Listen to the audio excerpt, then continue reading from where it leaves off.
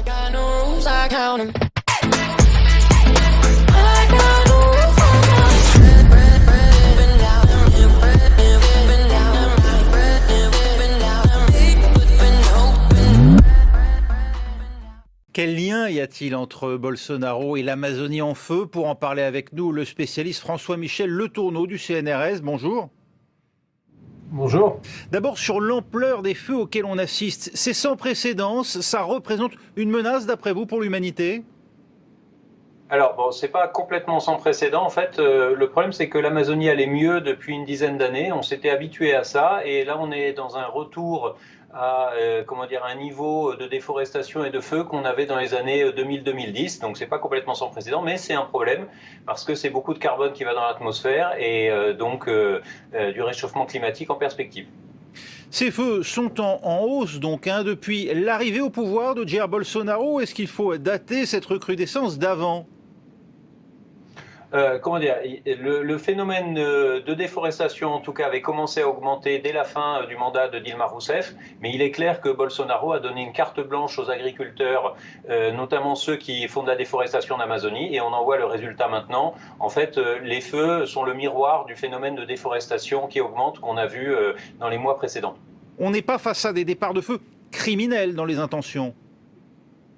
Alors, criminel, oui et non, c'est-à-dire que l'intention est de déforester et d'ouvrir des terres pour les pâturages, etc. Mais les feux sont interdits à cette période de l'année parce qu'on est en période sèche et ils ont une tendance à sortir du contrôle et à aller brûler des zones de forêt qui n'étaient pas destinées à être brûlées. Et donc, ils sont quand même hors la loi.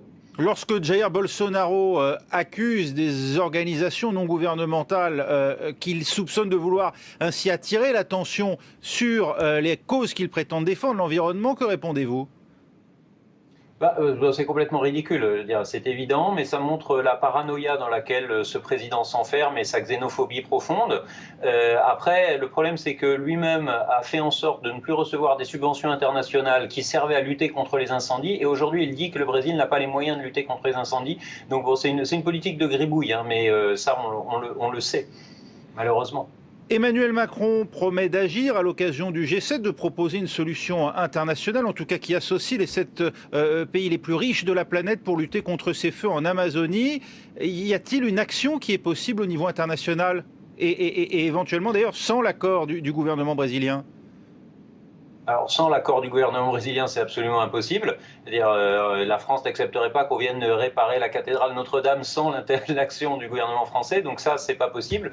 Qu'il y ait des pressions sur le Brésil, c'est possible. Le problème étant, c'est qu'on va renforcer la paranoïa de Bolsonaro, puisque lui est persuadé que c'est un complot international. Et en mettant ces pressions, on confirme sa théorie. Donc, la situation est vraiment très compliquée. Le problème, ce serait surtout qu'il faudrait que le Brésil puisse changer lui-même de gouvernement à la prochaine élection, bien évidemment, ou peut-être par une procédure d'impeachment avant, on verra bien. Merci François-Michel Le Tourneau d'avoir répondu à nos questions.